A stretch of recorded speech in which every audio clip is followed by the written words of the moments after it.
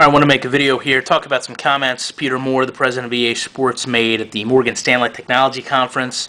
Give my opinion on them. Maybe you guys can too, and we'll see how everybody feels about this. The important thing to note is the context of this. He's speaking to investors, and EA Sports is a company that wants to make money. So I'm going to read these quotes and give you guys my take on them, and then I'd be very interested in your take on what was said.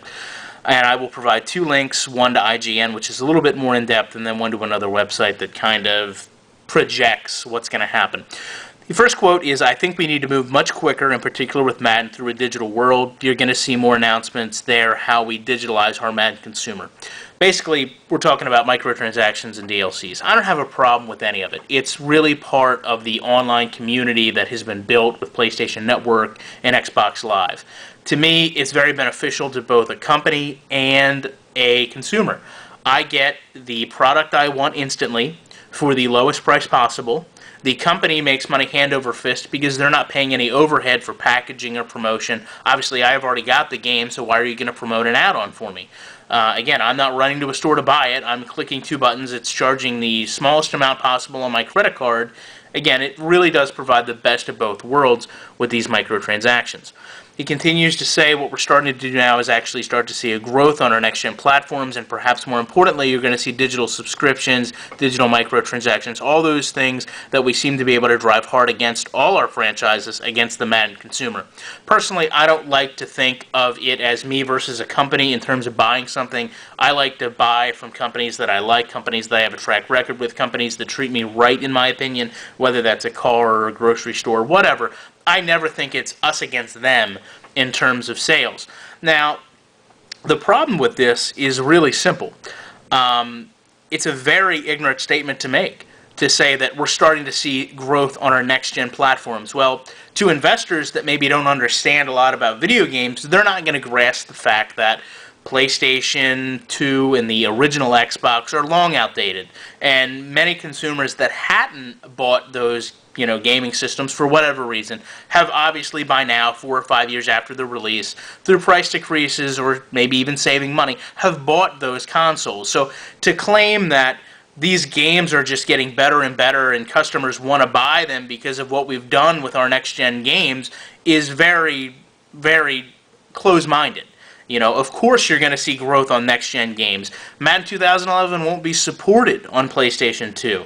So naturally that's the only place you're going to see growth. So obviously I get Spin and I understand he's trying to make it feel like they're doing something right, but as consumers I think we all know EA is doing something very wrong, and we'll get into that later. Now again, microtransactions, I'm in favor of them. The problem I have with Madden is their microtransactions have been slated towards providing us stuff that was once free in the game and then charging us a small amount of money for them. An example would be all the off-season franchise perks, the jerseys. Now, yes, the jerseys last year came with an AFL Legacy Pack, but to me that's really beside the point. Anybody that remembers a few years back, they tried to get us to buy jerseys before, and as a community we kind of revolted. They ended up giving them us for free. So that's never going to happen again. Once you get charged for something and you buy it, they'll know that they can continue to charge you for it moving forward.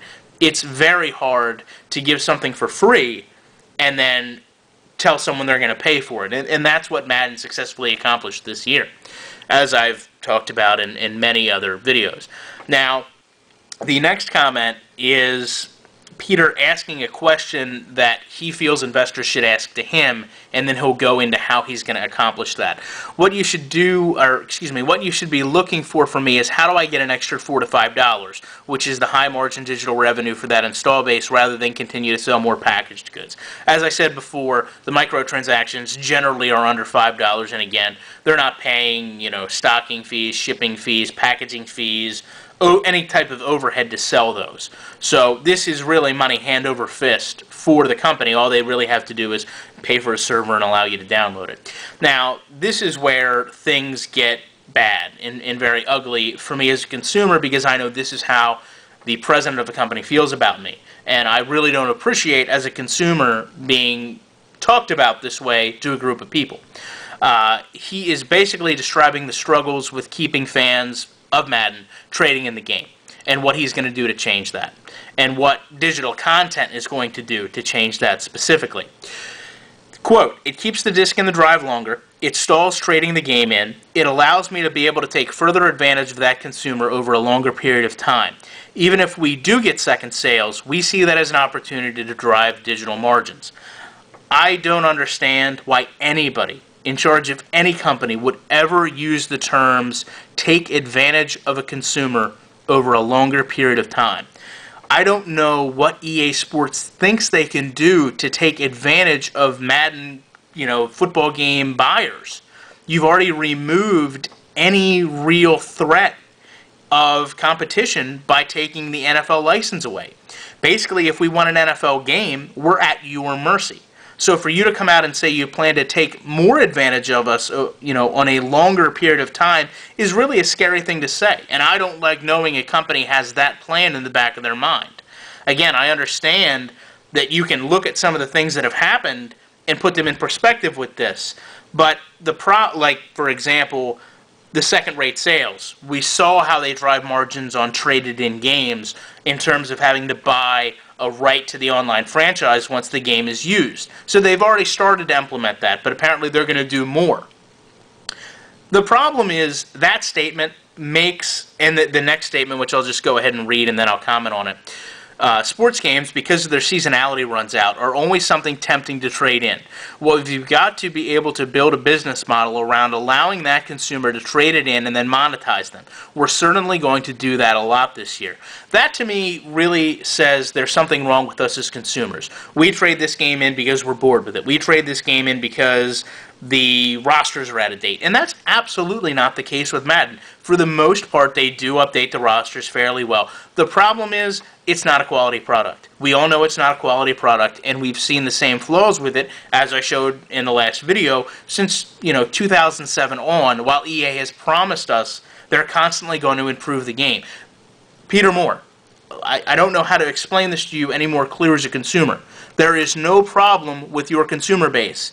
It is the quality of your product that forces us to trade it in or not buy it. I don't know how you want to take more advantage of us than selling us an inferior product over a longer period of time, but please stop thinking that.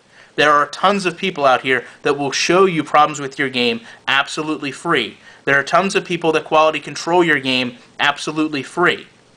I don't know where you're coming across with these ideas that we trade the game in because we're stupid consumers that want to pay $60 for something and then happily take $35 for it 3 weeks later. Now, I'll go over to this other article, and it says, and I'll quote this article, "Of course, it's not clear what extra content could be delivered for Madden 11, a sports simulation that by default comes equipped with all the content needed to simulate one season. Updated stats and extra cosmetic changes could be one way to make sure players are engaged with the game for a longer period of time." Now, that's purely speculation on this, website's part, but again, like I said prior, what can they try to implement that's going to make me forced to buy something to play the game longer? I don't understand, as this website doesn't either, what can you put into the game to make somebody buy it when it already comes equipped with everything you need out of the box? Where is the line going to be drawn in terms of what we have to buy additionally to play the game? So, very interested in how you guys feel about this, how you feel about Peter Moore talking about the problems he sees with the game in terms of a consumer standpoint and what he wants to do in order to make more money off Madden. What you guys think about that, how you guys feel about being talked that way while you trade the game in, and ultimately what it would take for you to keep Madden and play it longer in terms of DLCs and microtransactions, if not them making a better quality product.